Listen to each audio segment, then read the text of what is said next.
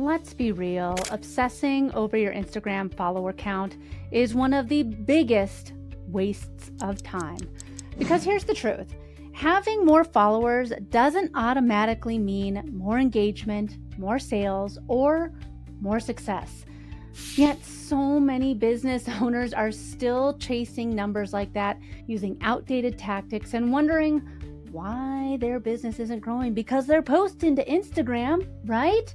Well, today I'm going to be breaking down what actually matters when it comes to Instagram growth, and hint, it's not just your follower count. By the end of this episode, you're going to know the real Instagram metrics that really impact your success, why follower count is completely misleading, and how to use Instagram data strategically to grow your business. Welcome to this week's Rocky Mountain Marketing Quickcast. This is your go-to source for actionable advice and the latest news in social media and digital marketing. Every Thursday in just 8 to 12 minutes, I'm going to be delivering quick, impactful tips to help you stay ahead in the fast-paced digital landscape. I'm your host, Katie Brinkley. Let's dive into today's episode. Welcome back to this week's Rocky Mountain Marketing Quickcast. Here's the thing. Follower count, it's just a vanity metric. And sure, it feels great to have that number go up, but does it mean that your content is actually working? Not necessarily. You could have 100,000 followers and zero engagement. You could have 10,000 followers and be making six figures. Which one would you rather have? The key to Instagram success, folks, it is not just about growing your audience, it is about understanding your audience. And that means tracking not just how many people click that follow button. According to the latest 2025 social media study from Metricool, Instagram's reach and impressions increased by over 20% in 2024. So right now is the perfect time to stop focusing in on just numbers and focus in on strategy. So what metrics really matter on the gram? Well, if you're serious on growing over on Instagram, these are the metrics that you should be tracking. Number one is engagement rate.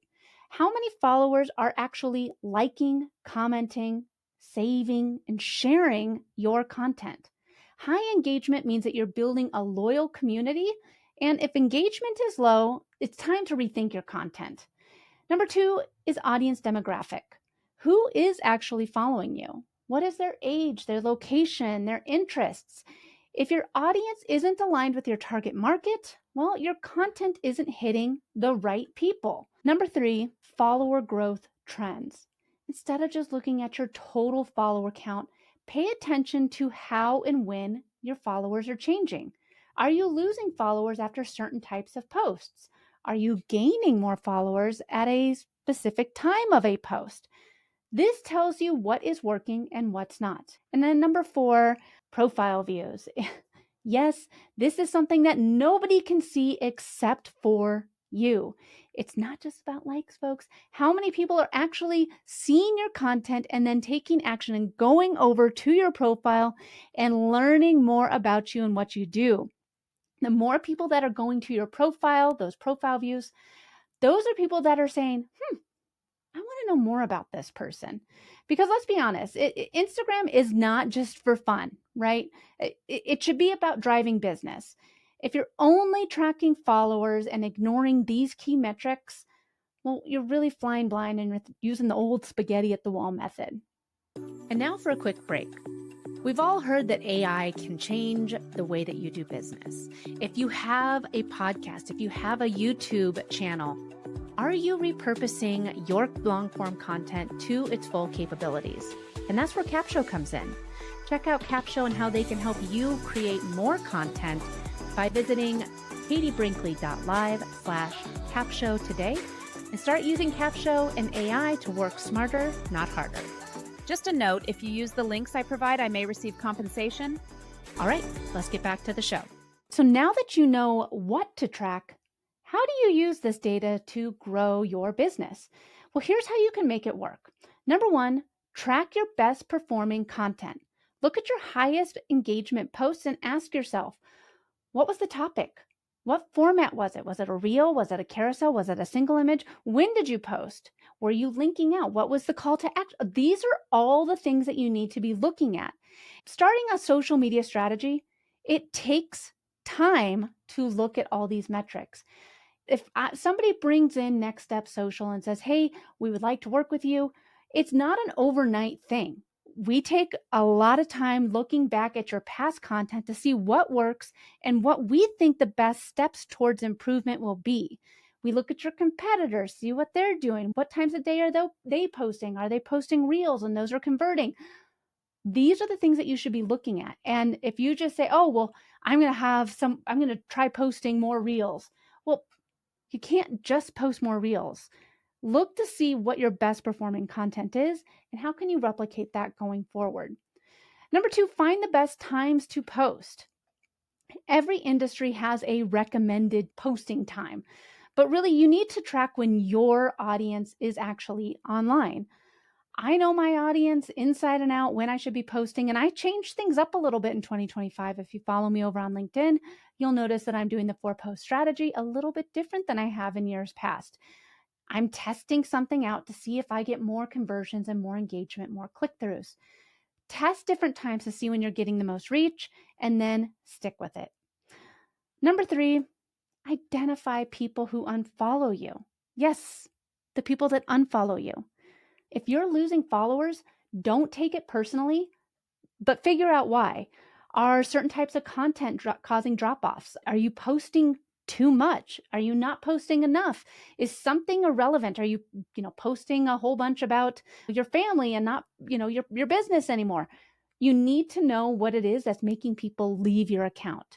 Your follower growth trends will tell you everything that you need to know.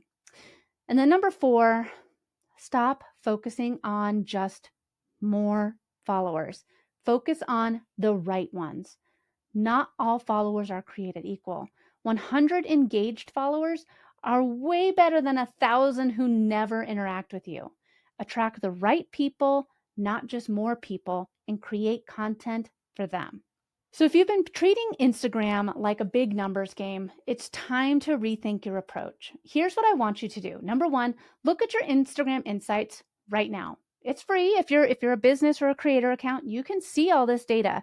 There's tools out there that I love to use. I talk about them all the time. Metricool is one. You can check it out at katiebrinkley.live/cool. That is an affiliate link. But check your engagement rate, not just your follower count. See when the best posts were published. Look at your audience demographics. Who are you talking to? Who are you attracting? Are you attracting the right people? Number 2, start tracking your data. At least track it monthly, and because then you can see what is working. Say, well, I posted more this month and it didn't do anything. Or, hey, I posted more reels this month and it did great. Whatever it is, don't just post and hope for the best. Analyze what is actually working. Number 3, my favorite, folks, I'm standing on my soapbox. I am not going to get off, but focus on quality over quantity. If you're posting every day and no one is engaging, well, you're wasting your time. And as a business owner, social media should be a tool that helps you grow your business. It shouldn't be where you spend all the time in your business. I say this all the time. I have a social media agency, but I am a business owner first. I'm posting on social media for more business. I'm not over there to get deals with Incas or any of these other tools that I love, which I do love Incas. But that's not why I'm creating content on social media. It's to get more leads for my agency, people who want to have turnkey social media and podcast production. That's my end goal, is to get more people to pick up the phone or to, go on over and book a call with us. That is my goal, and I'm creating content for that end goal. So don't post on social media just for the follows and not actually looking at the data, because if you are, well, you're wasting that most precious thing, time. Thanks so much for listening to this week's episode of Rocky Mountain Marketing. I hope you're leaving with valuable insights and the inspiration to lead your market. If you've enjoyed our time together and found today's podcast episode useful, I have a small favor to ask of you. Please hit that subscribe button to stay updated with the latest episodes. And if you know someone who could benefit from these episodes, maybe a fellow business leader or an aspiring entrepreneur, go ahead and share this episode with them. Let's spread the knowledge and grow together. Also, I'd love to hear from you and continue the conversation beyond the podcast. Visit me at katiebrinkley.com to connect, to find more resources, or just to share your journey. And be sure to pick up your copy of my new book, The Social Shift, at katiebrinkley.com/book. Thanks again for tuning in. I'm Katie Brinkley, and I can't wait to dive into more strategies and stories with you on the next episode of Rocky Mountain Marketing. Let's keep on taking your marketing to new heights.